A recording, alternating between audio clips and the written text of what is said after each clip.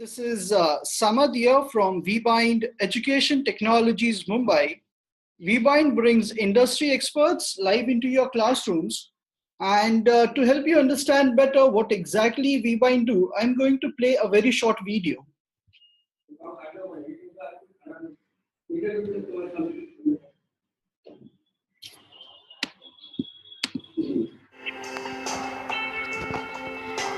Rohan and Rita are engineering students. They are studious and smart. They work hard and get good grades. It's a happy story. But here comes the villain.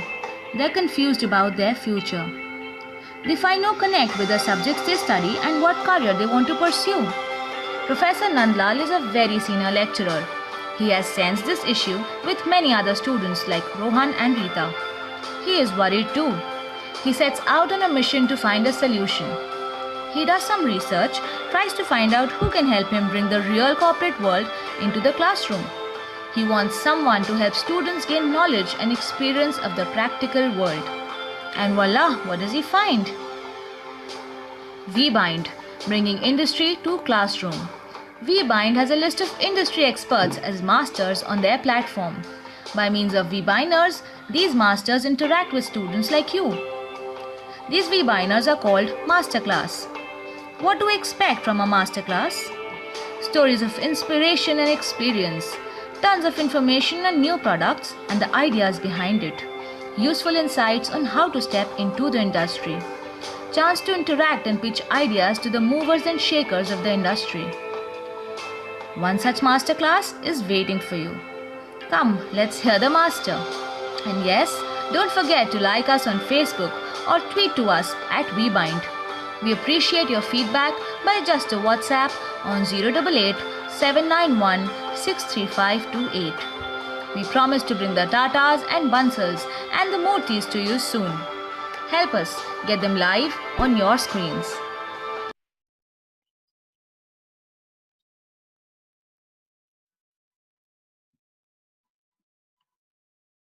So the topic for today is microcontrollers, and we have got Mr. Premchand as a master for today. And so a short introduction about Mr. Premchand. Prem sir has completed his engineering in electronics and communication from Jawaharlal Nehru Technological University in the year 87. Thereafter, he joined his MTech from Hyderabad Central University, and in the year 1988, he completed and started working with Bharat Electronics Limited in Bangalore. Thereafter, he started working for BEL, a Government of India Limited company, until the year 1992. In the year 1998, Mr. Premchand started Soroka Soft with a team of professionals. So Mr. Premchand is an entrepreneur by profession and by nature. In the year 2004, Mr. Premchand set up an embedded system company called as Econ Embedded Systems in association with a business accomplice. Thereafter, with his social networking skills and for a social cause, Prem sir started Essence, that is Empowerment Society for Skills Enhancement, in the year 2008. So with an experience ranging of around 30 years, here we have Mr. Premchand for colleges from Jammu and Kashmir, SSM College from Jammu and Kashmir, and Usha Mittal College from Mumbai. So without any further delay, I invite Mr. Premchand to take over.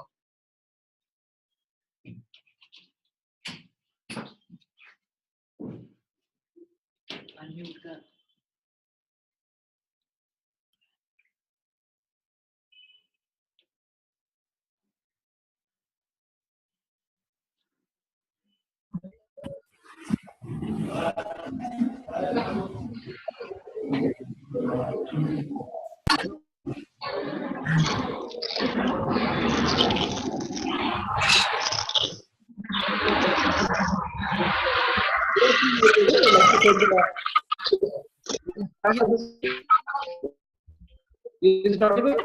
Yes, it is audible, sir. Okay, today's session is on microcontrollers. before I would get into the core of the subject, I would like to first go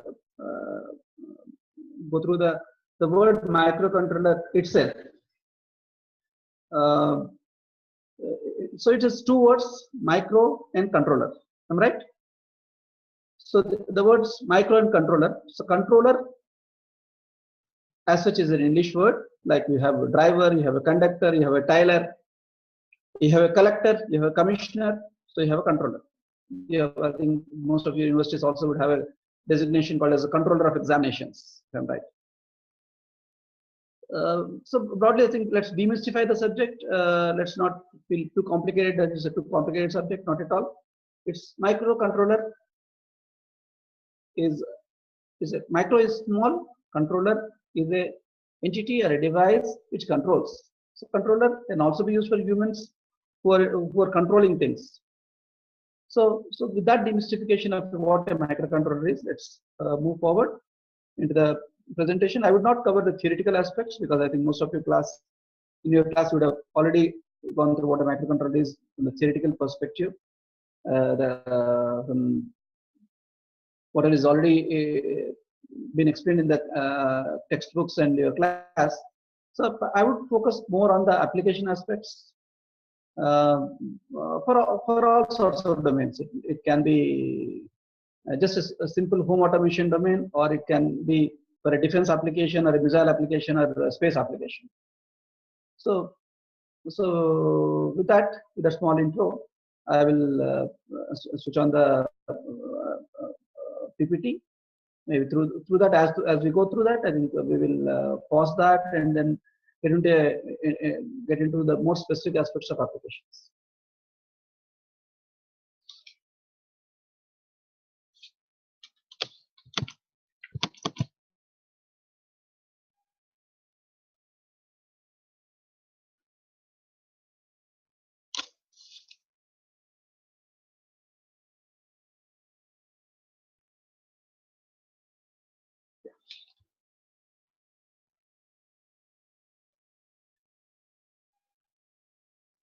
So as we already discussed, this the topic is on microcontrollers and its applications. So there we go. As already indicated in the introduction, microcontroller is a small computer on a single integrated circuit, which contains a microprocessor as a core, and along with the memory and programmable peripheral interfaces.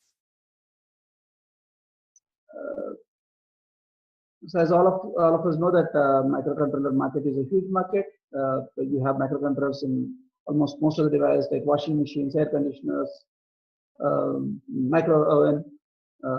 You can also consider microcontrollers and some extended functionality chips on devices like mobile phones, monitors, television screens, LCD projectors, healthcare equipment like pacemakers, whatnot. I think microcontrollers are today embedded into every part of what we do on a per-day basis. So what we can do, of course, we can, as you are seeing on the screen, we can control things, we can sense things, like we can sense humidity, or we can sense a motion, or we can sense the door contacts, or we can do an infrared ranging, or we can display things. We can have asset tracking using RFIDs. We can do shower control or light control or fan control. So whatnot. I think the applications can be anything. It can be used for display applications, for entertainment sort of stuff, or it can be used for complex applications. So I just pulled out a slide from over the internet on the total evolution of the microprocessor, and of course microcontrollers also are stemmed out of the same classification. So we have, it all started in 1971 with 4004. Then we had it's a 4-bit microcontroller. Then we have 8008 again from Intel Corporation. 8080, 8085, 8086, and whatnot. I think we have 16-bit processors, 32-bit processors, today 64-bit processors coming up. And as we have one main branch of all this process, right from 4004 to the current day processors that are coming up, we also have two branches. One we can consider as a special purpose processors for areas like digital signal processing and things like that. So primarily we use a lot of chips from Texas Instruments or ENLAC devices on the DSP front. And we have other branch out, which we call as embedded systems branch, which has microcontrollers, right? Like 8045, 8051, 8096. When you talk about 8051 as a microcontroller, it's a family. So 8051 is not just 8051 itself. 8051 is a family of microcontrollers from different manufacturers like Intel and Atmel, Microchip, and things like that. And we have controllers which are just digital in nature, which take digital input and process it and give digital output. And we have microcontrollers which are also mixed signal.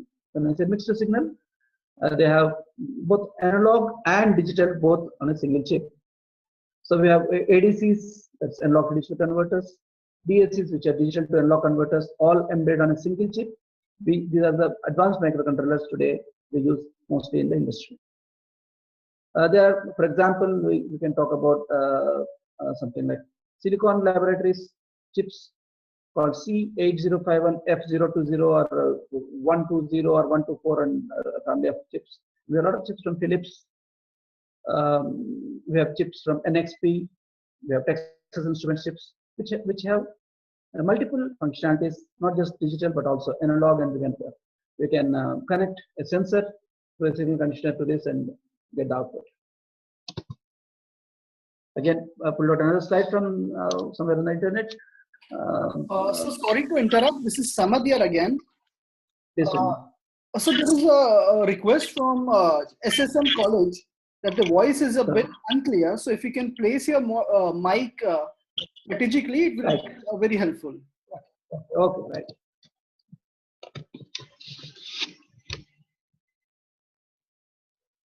Is it clear now? Just give me a thumbs up. Just give me a thumbs up as a SSM College. Just raise your hand. Okay. Is that okay?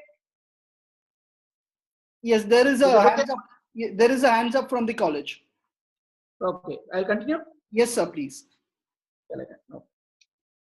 So, because I think the last slide was not very clear, I'll just go back to the previous slide once. I was referring to the evolution tree of the microprocessors.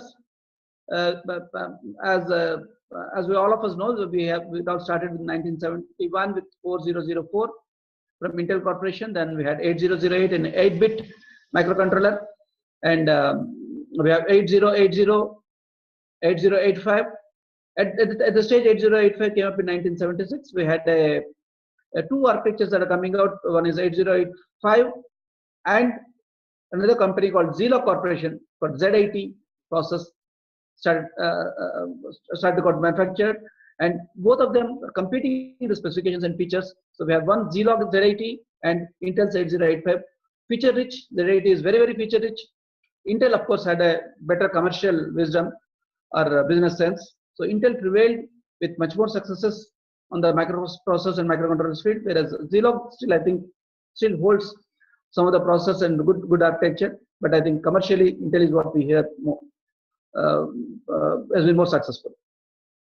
As explained, I think the audio was not very clear. I'm just repeating it. We had two branches. One, we have special purpose controllers coming up, especially in the areas of DSP and things like that, which are used primarily in the communication and other areas, signal processing areas. And even another element of other branch coming out in the microcontroller segment, which we generally call them as embedded systems, which have processing of analog, digital, storage, some amount of signal processing where it's required. So in that family, I think 8051 is very popular. We have an Intel 8051 family of processors.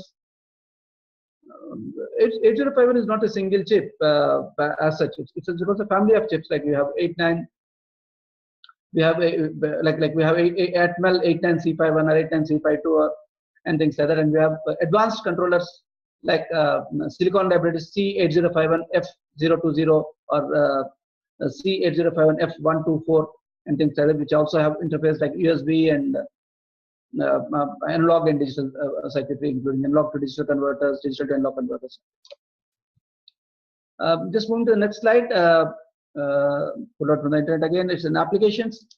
Could be for the general purpose microprocessors. The applications could be like making desktop computers, personal computers, laptops, workstations, servers, and microcontrollers, microcomputers. Supercomputers.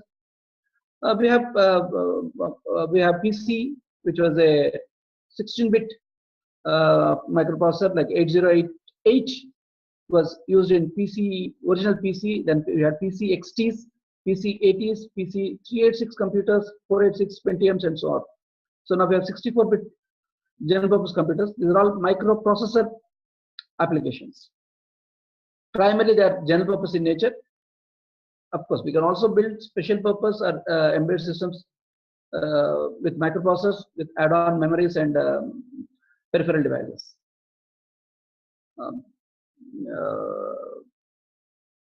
In the microcontrollers, of course, we have embedded systems. It can be consumer electronics, which could include toys, cameras, camcorders, robots, washing machines, microwave ovens, and in the instrumentation segment, like maybe most of you would have seen it in your laboratories, oscilloscopes, and maybe in the hospitals we see medical equipment. These are all microcontroller-based applications. Continuing further, we have in the process automation. Maybe you go to an industry like cement industry or automotive industry. We see a lot of data acquisition systems. Maybe when you say something in the power and energy segment for making turbines. In fact, most of our products when we do build for companies like BHEL, we have a lot of data acquisition systems built around microcontrollers. In the communication equipment, like the telephone sets, answering machines, cordless phones, fax machines, printers, these are all microcontroller-based applications. So now that we broadly covered what a microcontroller is and what could be the applications of microcontrollers, let's be very clear. It is not pure software. It's not pure hardware. If you want to be an embedded system developer, you need to have three facets. One is you should be good at hardware. So you are a hardware designer. You're also a software designer, and you should have the abilities to integrate both. You're 3-in-1 sort of stuff. Like you have the system integration means you have to integrate the hardware and the software together to build a whole system. It's not complicated as what you may think that it's complicated. It's not at all complicated. It is very simple common sense required to build embedded systems using microcontrollers. Let's talk about one sample application because time is limited. We have about a few minutes to go now. So we will take up one example, like maybe interfacing a keypad or a display sort of a requirement. So let's say we have a microcontroller and we have to interface a keypad and a display to the microcontroller. Before I get there, I think all of us should understand that any system would need to have an interface to it. Like as a human would like to communicate with the device. Like you have a mobile phone, the touch screen is where you're providing your inputs to the phone. The display is where you're getting the output from the phone. And also the output is also coming out of the phone through the loudspeaker. The input is also going to the phone through the microphone. So every device, any equipment or any system for that matter will have some inputs and some outputs. So in this application, in this example, what I'm talking about, we have microcontroller. Let's say one input device called keypad has to be interfaced to it, and we have to interface an output device, for example, a display. Just again, a small snapshot in whatever limited time we have. We just put a snapshot here of possibly interfacing a IC 8051 to a keypad In this case, the keypad we have configured as a row call matrix. We have a few rows and few columns, and we have rows into columns number of keys that can be interfaced to the microcontroller. In your application, if you have only one key to be interfaced or two keys to be interfaced, key is nothing but a push button. Key is nothing but a switch.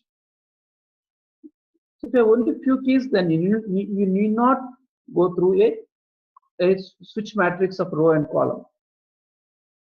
You can just interface 3 keys or 4 keys, whatever you need, to the port lines.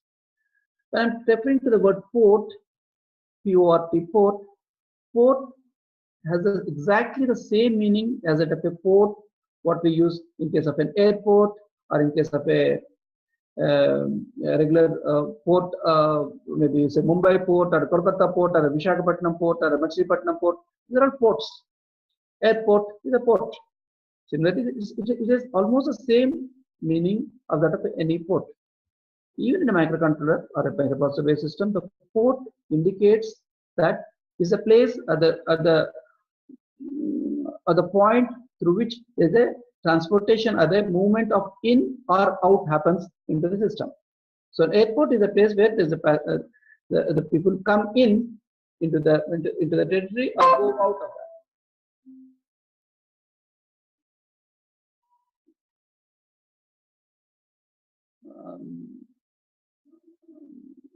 So broadly, after we understood the word port, port is an input or output transaction place. So in this case of microcontrollers also, let's use ports for that. So a port can be an input port or an output port. Input port is a place where the data goes into the controller. The output is a port is a place where the data goes out of the. It is very similar to when you go to the bank counter, you have receipts and payments. The receipts counter is where the bank receives, and the payments counter is where bank pays. So that means that the word of read or write or input or output are with the reference to the subject. The subject here is the microcontroller. So if the microcontroller is to read something, then it needs to read it through an input port. If the microcontroller has to write something or output something, it has to write it onto an output port. I think I'm clear about those definitions. So in this particular example, we are interfacing a 2 7-segment displays. 2 7-segment displays are interfaced to the microcontroller C8051. So in this case, we have used a chip called IC7447, which is a BCD to 7-segment converter. So we may use it or you may not use it. If you don't want to use a chip like that and you would like to directly control the LEDs of a 7-segment directly to the port pin through a buffer, it can as well be done. By using an IC like 7447, we are reducing the number of port lines which we would be requiring to control a 7-segment display. As all of you know, that 7-segment display has totally 8 LEDs, A, B, C, D, E, F, and G. To light up those 8 LEDs, you need 8 port pins. To reduce the number of port pins, in this particular example, we have used an IC called 7447, which converts a BCD number into the 7-segment. So that's one simple application. We don't want to complicate it with complex applications, but one simple application of interfacing a keyboard matrix and a display. The rest all would now go into the software perspective. So in the software, you would have to write program which will scan the keypad and get the key that is pressed, and based on the application logic, based on what you would like to display, you can send the data on the port lines. In this case, is P2.0 to P2.3. That's the 4 port lines, and P2.4 to 2.7. That's another 4 port lines. We can send out the BCD number to get the 7-segment number displayed on the display.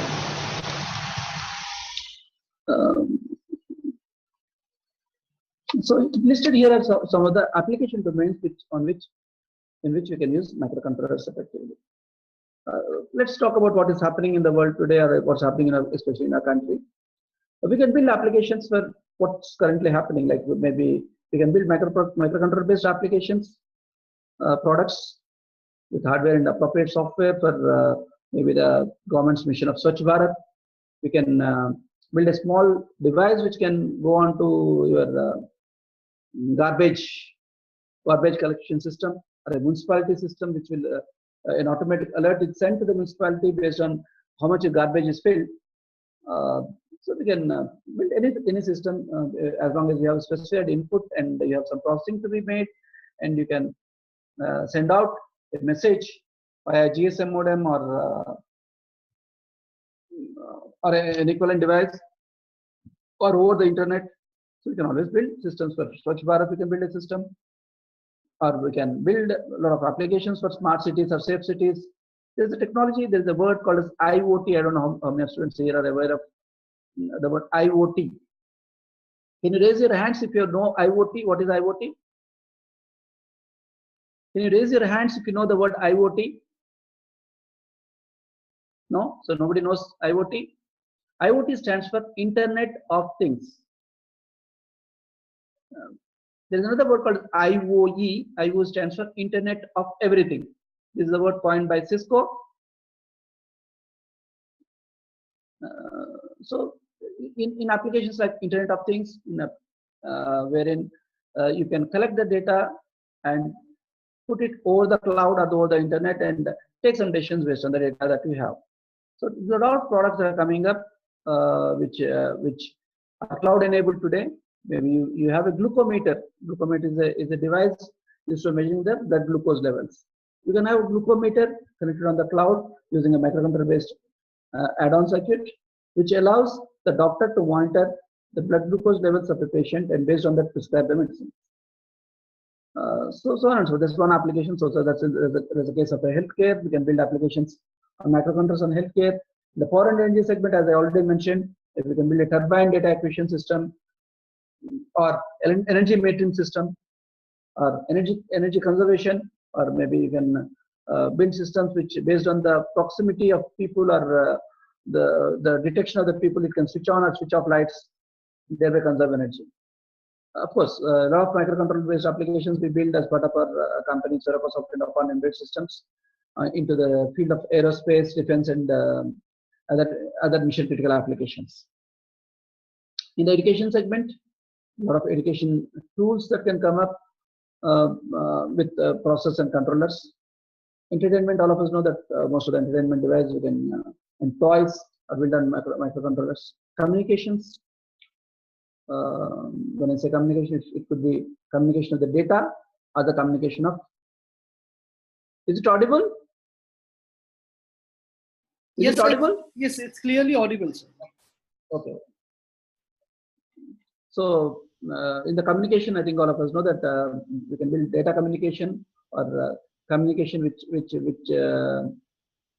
sends out information like the oxygen levels or the nitrogen levels or the pollution levels, carbon monoxide levels in the atmosphere, and based on that we can take decisions. Like Pollution Control Board of the country has decided to set up various data collection centers throughout the country through which we can monitor the pollution, based on that take decisions.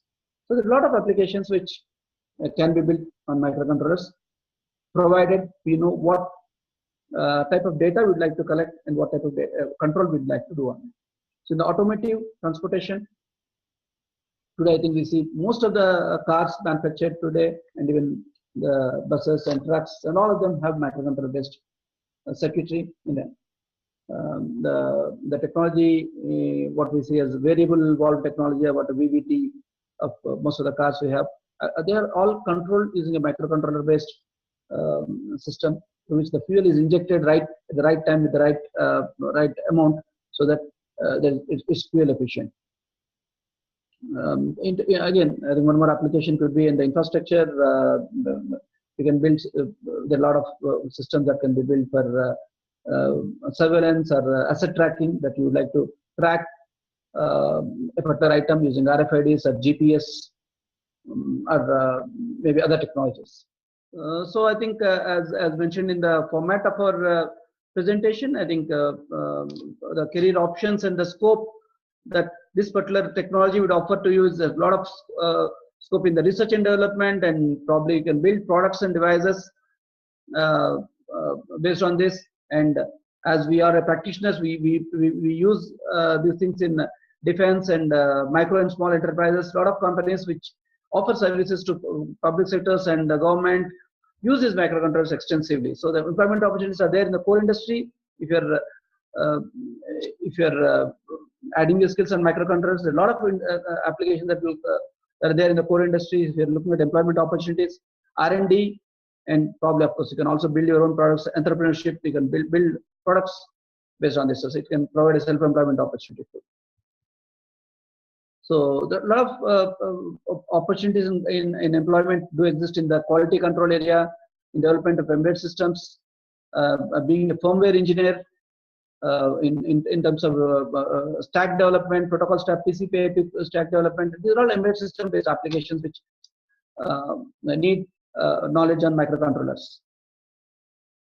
So in the fields of instrumentation, in the fields of design of PLCs, drives, SCADA related applications. These are some of the statistics which I don't know whether students are interested or not, but this is a huge requirement in the R&D that's coming up. And there's the figures that are especially in the field of IoT and IoE. You're going to see huge investment that are coming in from throughout the world. So a lot of commercial opportunities. So a lot of employment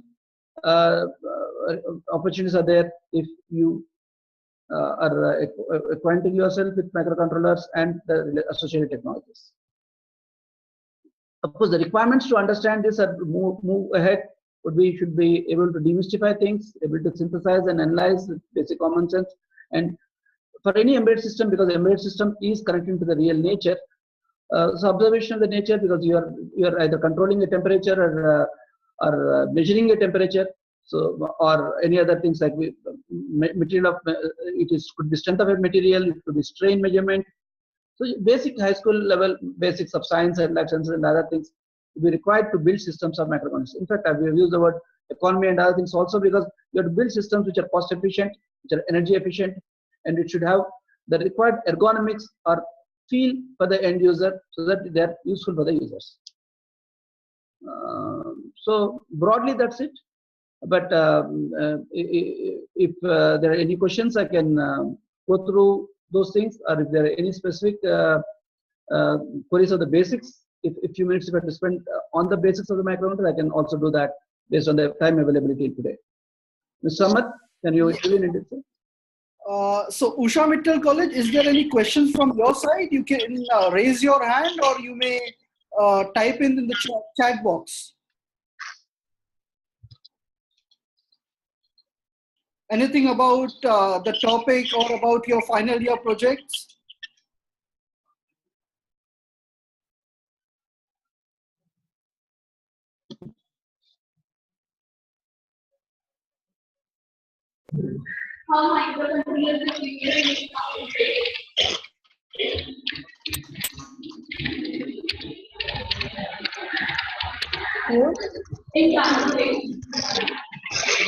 Is there a question from your side, Mary? Yeah, one of the students wants to know is how microcontroller would be used in transportation.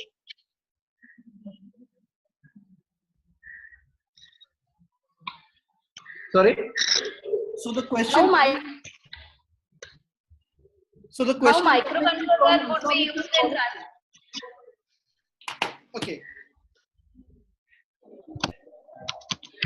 How microcontroller is used in transportation, right?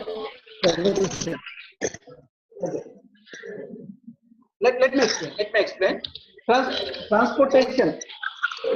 Transportation. We're talking about transporting of goods, logistics. Someone, can you mute the audio there? Yeah. In case of transportation, so we use microcontrollers in transportation, especially one of the examples I can say is asset tracking. In the transportation, you're transporting goods from one location to the other location. I'll give an example of one of the case which we have done for one of the dairy company. In this case, it was Amul. They had asked for a solution for the transportation of their ice creams and other products from one location to another location. So the problem the company had faced was the items have to be delivered to the end location with the right quality. So that means the air conditioner or the refrigeration system on the truck has to be on throughout the travel of about 1,200, 2,000 kilometers, because from the factory to the dealer, the vehicle has to travel. So what generally a driver does to increase the speed of movement on the road, the refrigeration system of the truck sometimes is intentionally switched off so that it can move faster. And the items are delivered at the dealer, and in many cases it's found that the item, the ice cream or something is not of the good quality. So the customer in this particular case wanted to have a solution for this. So one of the solutions what can happen is with the microcontrollers, trying to get the data, whether what time the refrigeration switched on, what time is switched off, what the speed of the vehicle, and what all places it is stopped, and what's the temperature that's being maintained in the refrigeration system. If these parameters are not set, an alert is sent automatically to the factory or the concerned supervisor, so that they know that the transportation of the goods are happening as per intended requirements or not. So we have proposed a solution with microcontrollers, several microcontrollers, along with the GPS to take the data of the location. So the microcontroller with the serial port takes the data from the GPS, gets the latitude and longitude information, gets the speed information, measures the temperature, measures at what time the refrigeration is on or off, and based on this, we can build systems with microcontrollers for transportation applications, transportation of goods. This is one application. We can have many such things like if you just broadly say it's in the automotive industry. I think every car has a microcontroller. Most of the trucks today, the Volvo buses and all these high-tech buses are primarily based on embedded systems. Did I answer the question? Is it clear? So there is one more question from Usha Mittal College. Okay. So it is there on the chat box.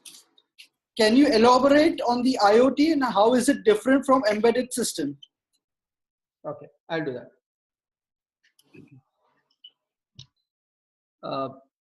IoT stands for Internet of Things. All of us know Internet as Internet of Computers, because for several years we have been interconnecting the computers. So network of networks is Internet. I think all of us know that network of networks is Internet.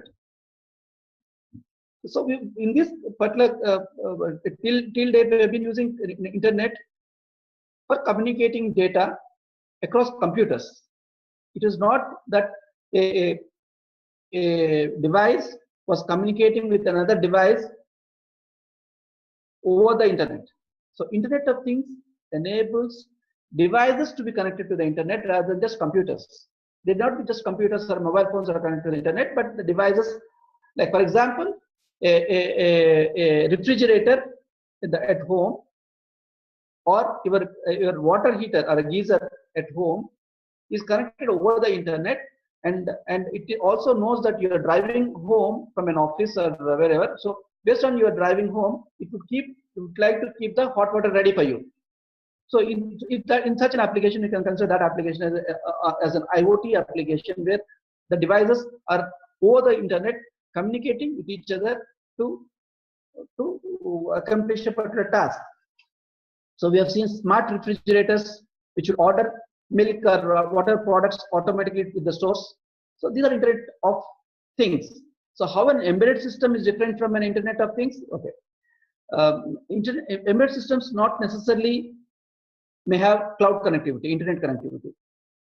A simple embedded systems may not have internet connectivity. When you have an internet connectivity and using internet to communicate to over the cloud to another device or other computer, then we can classify that type of embedded systems as an Internet of Things.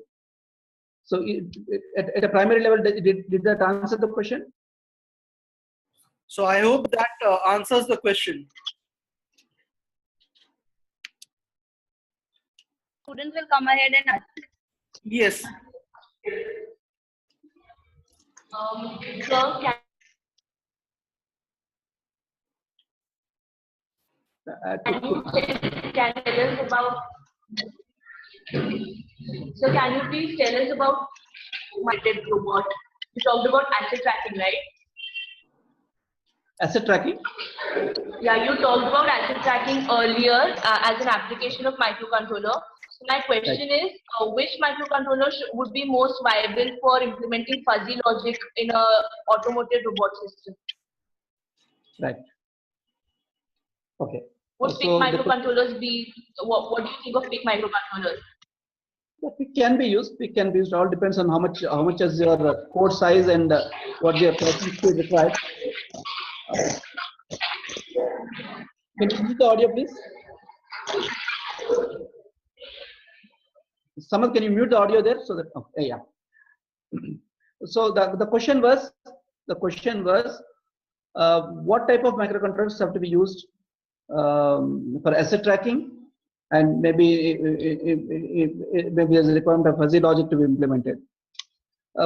There's no specific thing like this. Only this microcontroller can be used. It all depends on your core size and your processing speed requirements, and the drain that we expect on the battery, or if it's a battery operated device or a mobile device. Based on that, so you have these choices of what's the power requirement and what's the processing speed requirement and what is the cost requirement, of course, and the code size requirements. Based on this, you have to make a selection. It's any controller can be used.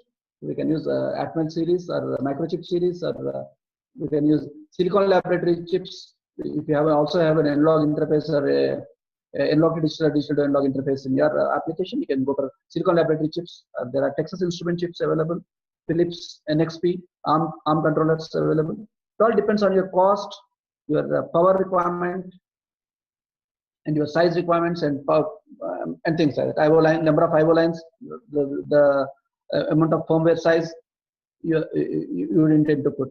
So no specific, there's no thumb rule as such, but based on all these parameters, you have to take a decision on your application. Did it answer the question? Yeah, one more question. Yes? Please.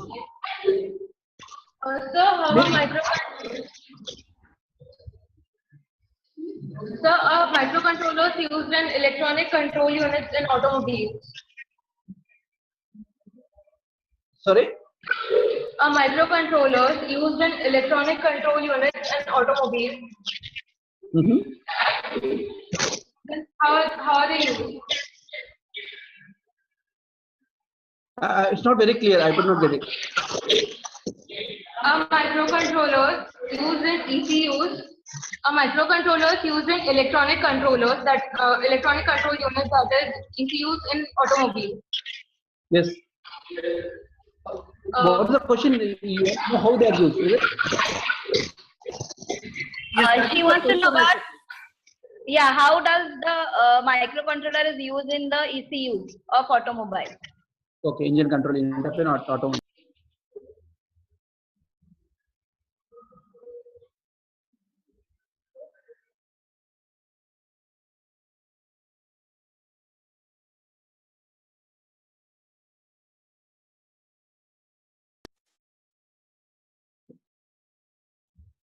Yeah, as I heard the question, I think what is the role of a microcontroller? How is the microcontroller used in the ECU of an automobile? Okay.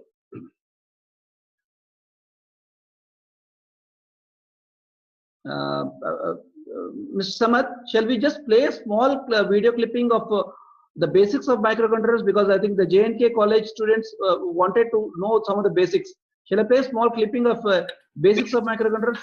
Yes, sure, sir. So you may start. Yeah, I think they got out of sync. I think they got out of sync and probably they're not following. So I have a small clipping on the microcontroller. I'll just play that. Before I address this question, I'll just play that. Screen option. Yeah, I'll share it.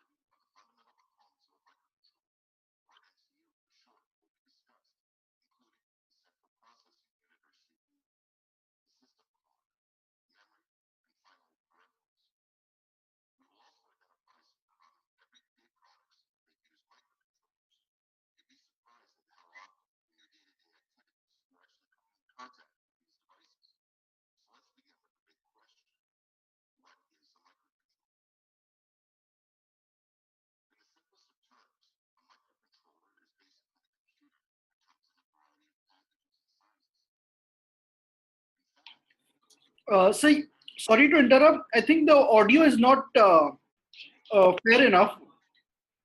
Is it? Okay.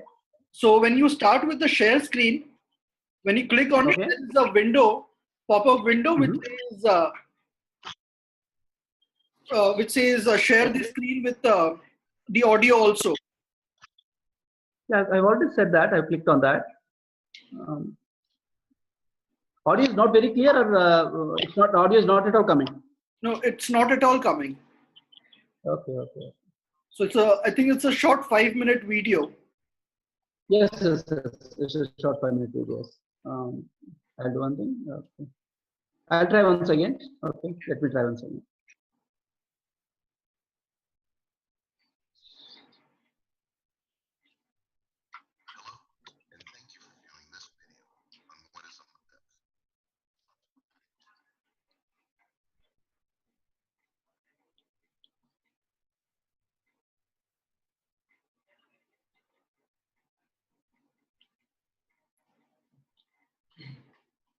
Or else we may take up the last question, which was coming from Usha Mittal.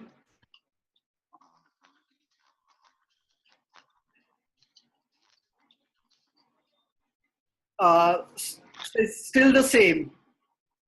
Okay. So we may take the last question that was about ECU from Usha Mittal before we end up this session. Right. Yes. The question was on what or how a microcontroller plays a role in the ECU of an automobile. Okay. As all of us know, the performance of an engine is primarily decided on what amount of fuel that gets into it and what time the fuel gets injected into it. So these two are some of a few parameters, and of course there are parameters like the temperature, the flow, and other aspects. So in an ECU, engine control unit, the microcontroller plays a role of fetching these parameters, processing them, checking with the preset values, and based on the condition, based on the inputs that are provided, like in which speed you are in or which gear you are in, or based on other parameters, the decision to either increase the fuel or decrease the fuel or control the other parameters is taking place. So broadly, it could switch on a few solenoids or switch off a few solenoids or control the flow based on these inputs.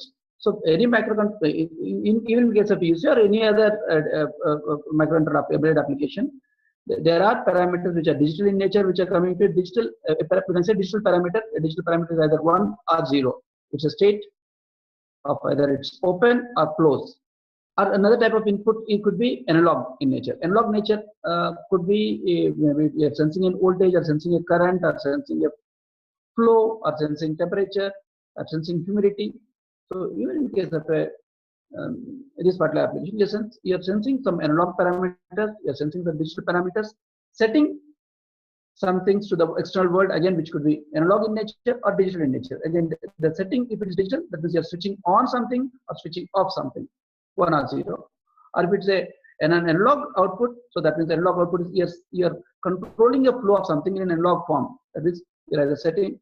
So even that analog can further be put into discrete terms or certainty terms by using digital steps. That the analog parameter, which could, instead of saying it's 0 to 100, we can say, okay, it's between 0 to 10 is one slab, 10 to 20 is another slab, 20 to 30 is another slab. Those are 10 discrete steps. So more it is digital, it's more certain. So you can always design systems as per that. Even in case of an engine control unit, as in a particular question. So microcontroller obviously has such type of functionality. Of course, automobile electronics itself is a vast subject. Maybe we can, in a future day, if you want to get into the more details of how and in what way embedded systems can be used. I think there are a lot of information available over the internet. And if you get a chance to interact once again, we can share that information. Is it okay? So I think we'll end up the question and answer session here. And if the students at all want to interact more with Prem sir, so they can directly mail us, and we'll get in touch with Prem sir. Is that fine, sir? Okay, that's fine. Okay, sir. So thank you very much for joining in. We really appreciate sharing your time, your experience, and your knowledge on this subject. Okay, thank you.